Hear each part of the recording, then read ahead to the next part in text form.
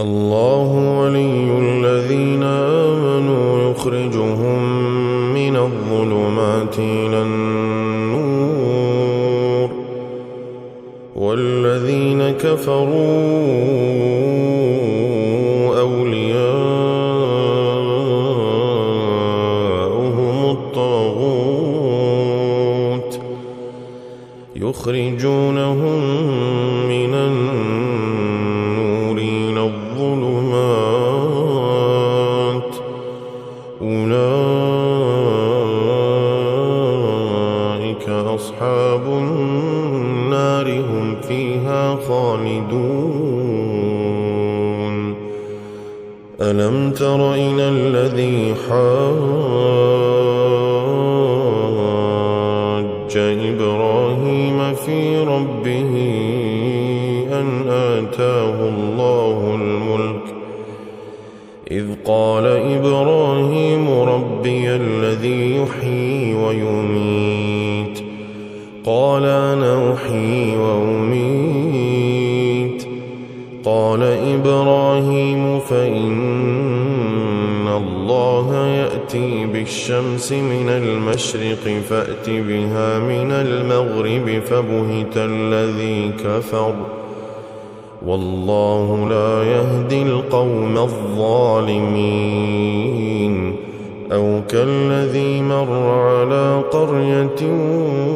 وهي خاوية على عروشها قال أنى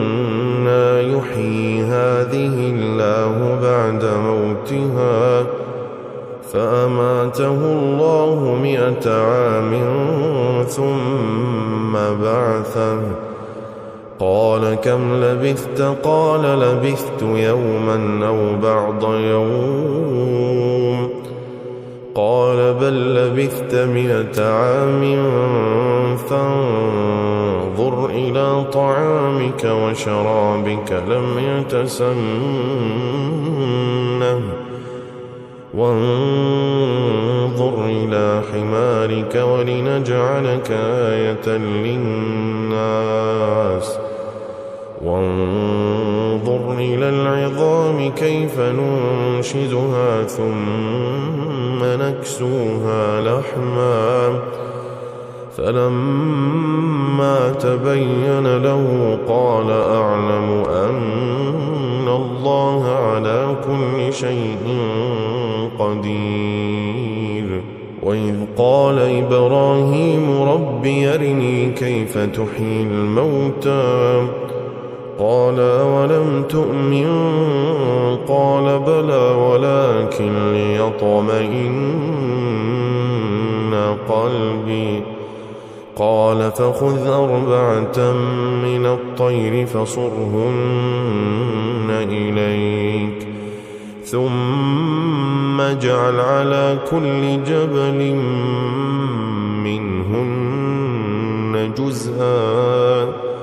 ثم ادعهن يأتينك سعيا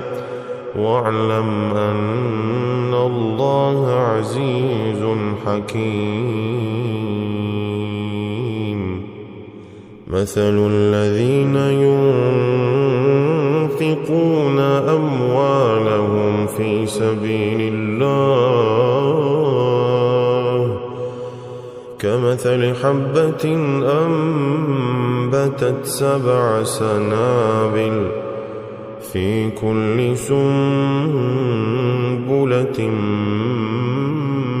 100 حبة والله يضاعف لمن يشاء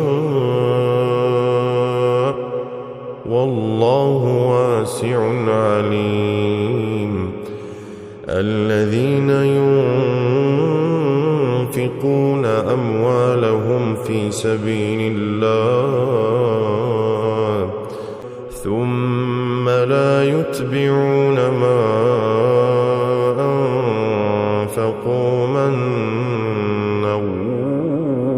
ولا أذى لهم أجرهم عند ربهم ولا خوف عليهم ولا خوف عليهم ولا هم يحزنون قول معروف ومغفرة خير من صدقة يتبعها